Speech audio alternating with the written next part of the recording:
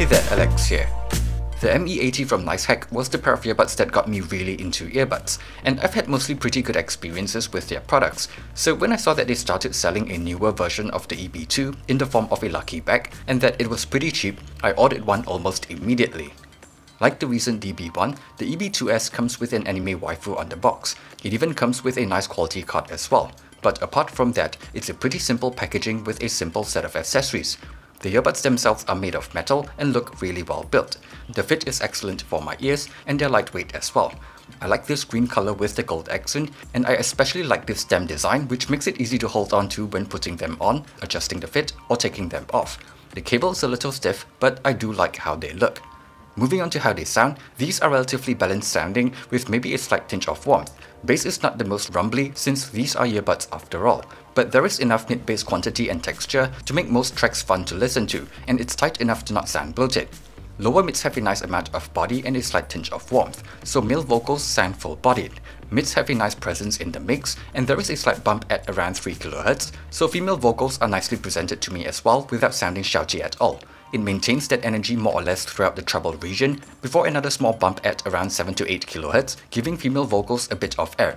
But it's all really well done here without any offensive peaks or weird dips, giving it a pretty enjoyable and smooth sounding treble. There's a decent amount of upper treble as well, so instruments like cymbals and tambourines have a more natural sounding decay. Technical performance is pretty great, especially for something this cheap. Even though it's not the most analytical sounding, detail retrieval is still good. Soundstage, imaging and separation are all above average as well. Tonality and timbre are pretty good too. Compared to the ME80, the EB2S is a bit fuller sounding in the mids and a slightly warmer and smoother listen. I think bass is perhaps a tiny bit better extended on the ME80, but the EB2S has more mid-bass and lower mids. It has better texture in the bass region as well. It has a bit less energy in the treble region too, which makes female vocals a little less airy sounding, and the overall tonality is a little less bright. But in return, it is easier to listen to for long periods of time, and I do like the slightly fuller body in the mids. This is while providing better technical performance overall, with better detail retrieval, separation, imaging and whatnot. So yeah, I think overall, these are a step up from the ME80.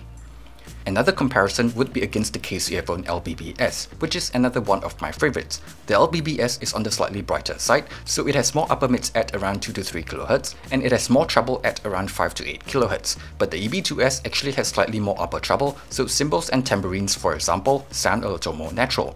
It has more bass quantity and texture, and of course fuller sounding mids.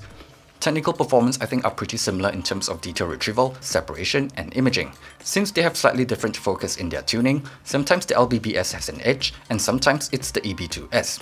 But I think that the soundstage is wider on the EB2S, and timbre for the most part is slightly better as well. Between the EB2S and LBBS, it's a little hard to choose between them since I think the LBBS sounds great for female vocals, but if I can only choose one, I'll probably go with the EB2S. They are a bit more balanced sounding overall, which makes them suitable for a wider range of genres, and they are easier to listen to for longer periods of time. The nylon braided cable on the LBBS does feel nicer, but I find the shell design of the EB2S a bit easier to handle.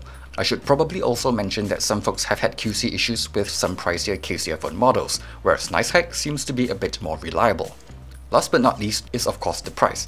The EB2S is noticeably cheaper, especially since I got mine during the Lucky Bag promotion, but even at a supposed retail price of around $27 I think it's still great value for money. That said, I feel like the LBBS is still worth it if you listen to a lot of female vocals like I do, but it's just that in terms of the overall package, I prefer the EB2S a little bit more. So yeah, these are pretty great, and they are one of my new favorite earbuds.